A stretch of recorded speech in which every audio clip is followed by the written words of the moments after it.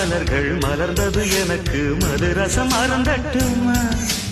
விடுகின்ற வரையில் முடிகின்ற வரையில் கவிதைகள் எழுதட்டுமா முத்தம் என்ற கடலில் முத்து குளிப்போமா அழகு